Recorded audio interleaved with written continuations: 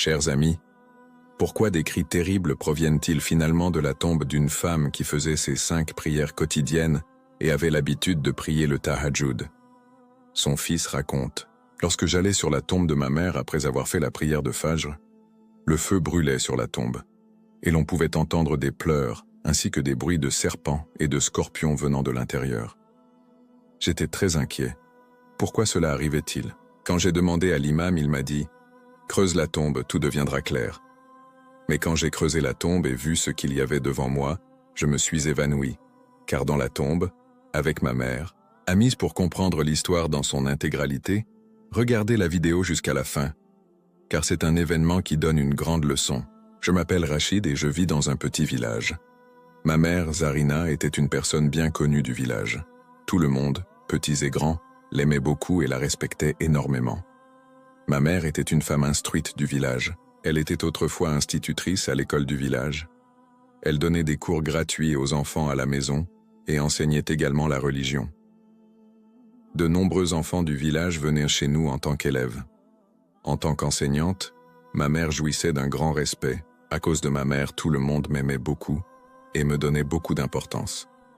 Toute ma vie, je n'ai vu ma mère qu'acquérir une bonne réputation. À cette époque, je venais de commencer un nouvel emploi. Maman m'a alors dit: j'ai arrangé ton mariage. En entendant les paroles de ma mère, j'ai eu honte. J'ai demandé: avec qui as-tu arrangé le mariage? Maman m'a informé qu'il y avait une veuve dans le village qui avait une fille unique, orpheline de père. C'est avec cette fille qu'elle avait arrangé mon mariage. En entendant les paroles de ma mère, je me suis senti fier. Maman aurait pu me marier à n'importe quelle fille si elle le voulait.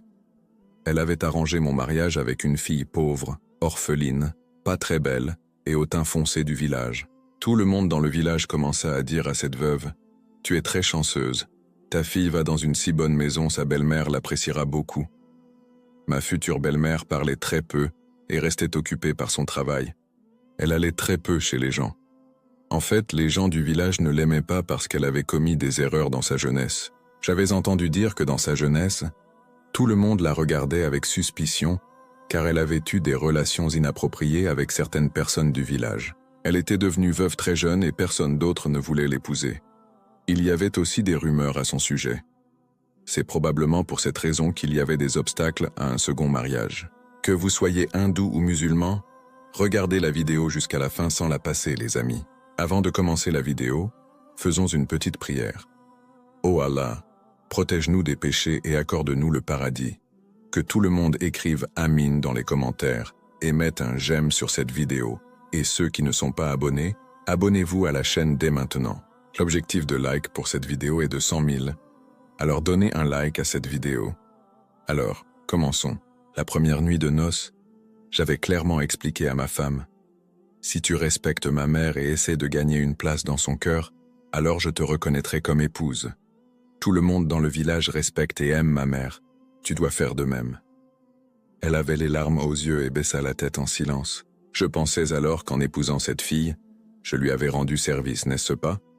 Elle n'avait aucune qualification particulière, son apparence n'était pas bonne, et deuxièmement, à cause de sa mère, elle avait aussi mauvaise réputation. Qui montrerait du respect à une telle fille? Maman aussi lui rappelait sans cesse: je t'ai amené dans cette maison en te donnant de l'honneur. Ne hausse pas le ton devant moi. Un jour, en rentrant à la maison, j'ai été surpris d'entendre ces paroles de ma mère. J'ai demandé: maman, qu'est-ce qu'il y a? Pourquoi es-tu si en colère? Je n'avais jamais vu ma mère aussi fâchée. Maman a dit: ta femme a retrouvé sa langue. Elle s'est montrée impolie avec moi. Elle discute. Alors je lui ai expliqué que si elle veut rester dans cette maison, elle doit s'entendre avec moi. Alors, j'ai donné une gifle sonore à ma femme et j'ai dit: c'est la femme qui t'a donné une nouvelle vie, sinon personne ne t'aurait épousé. La paix apparut alors sur le visage de ma mère. Cette nuit-là, maman a dormi si paisiblement qu'elle ne s'est plus jamais réveillée. J'ai beaucoup pleuré. Maman, tu es partie si soudainement. Il restait encore du temps à passer avec toi, il restait à voir le bonheur de tes petits-enfants. Mais tu es partie avant de voir tout cela. Les villageois étaient très attristés. Tout le monde s'est joint à mon deuil. Ma routine était d'aller matin et soir sur la tombe de ma mère pour réciter la Fatiha. 2 jours s'étaient écoulés depuis que ma mère avait quitté ce monde. Mais ces 2 jours furent insupportables pour moi. Ce jour-là, en allant à la mosquée pour la prière de Fajr, j'ai entendu des gens dire des choses étranges sur ma mère. En entendant cela, mes oreilles se sont dressées. J'ai dit avec colère, « Comment osez-vous parler de ma mère ?»